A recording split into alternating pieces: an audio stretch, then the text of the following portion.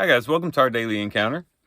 In Mark chapter 14 and verses 12 through 16, we have the disciples about to enter into fellowship with Christ. They were going to go to the upper room and eat the Passover with the Lord. And it was going to be one of the most close and intimate uh, times that they would share with the Lord. And it was a very precious time, especially since it was the last night before he was going to be crucified. But these verses supply for us basically three lessons about having fellowship with the Lord and entering into fellowship with Christ. And the first has to do with the person that they were to follow that would show them the way to fellowship with the Lord. After they ask him, "Where do you want us to go and prepare for you to eat the Passover?" he says to them, "Go into the city, and a man will meet you carrying a pitcher of water. Follow him." Follow the man with the water. And this would have been an uncommon thing in that particular society at that particular time. Typically, it was the women who carried the water and would collect water. See that with the woman at the well in John chapter 4. But here it would be a man carrying a pitcher of water. And so they would recognize this as out of the ordinary. And they would see this man and follow him into the place where they would have fellowship with the Lord. And that brings us to our first point, that fellowship with the Lord can sometimes be utilized or helped when we follow those who have their pitchers full of water. Oftentimes, the Lord brings people into our lives who have full pitchers of water. That is, they have their pitchers filled with the Lord. Water can symbolize the Spirit. In John chapter 7, it says, if anyone is thirsty, let him come to me, and out of his heart will flow rivers of living water. And John comments there, he says, this he spoke of the Spirit, who is not yet given because Christ had not yet been glorified. But we want those who are just filled with God, who fill their pitchers full of water, full of the Spirit of God. Their minds are on God. They're focused on the Lord. Their minds are set on the things of the Spirit.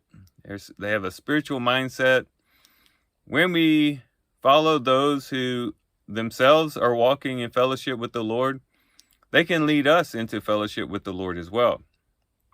And we could look at it from the other direction as well, in that we should be people with our pitchers filled with water. That we could be people who would lead other people into fellowship with Christ.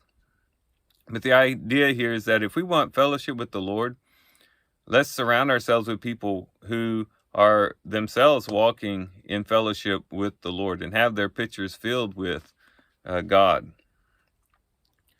And the second thing has to do with this space that this person would lead them to. It says in verse 14, "And wherever he enters, say to the owner of the house, the teacher says, where is my guest room in which I may eat the Passover with my disciples?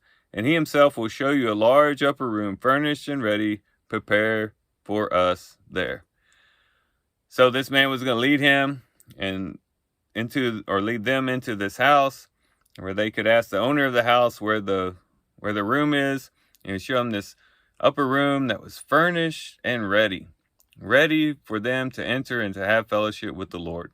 It would have already been swept, already furnished, everything there prepared, and they'd be able to enter into fellowship. And I would say here in this second point, we bring out that the room has been prepared for us as well.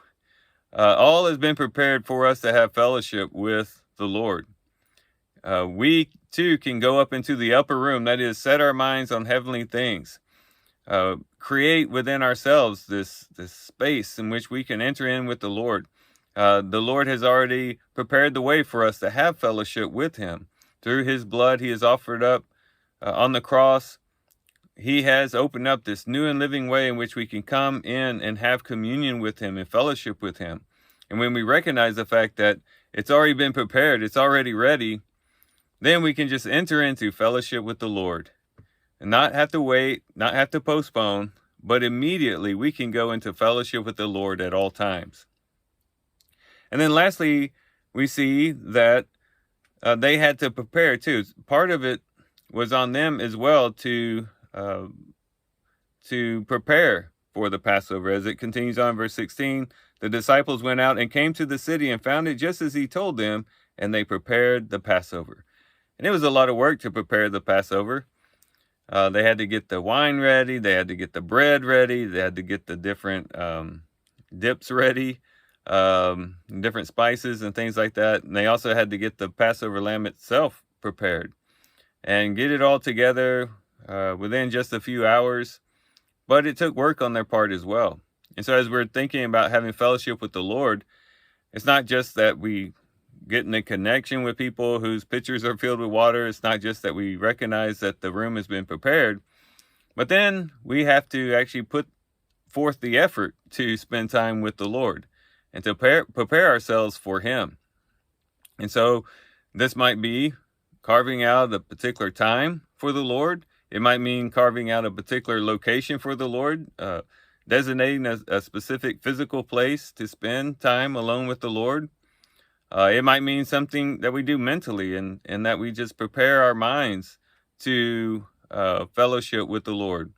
Definitely would include spending time in the Word, spending time in worship, spending time in prayer.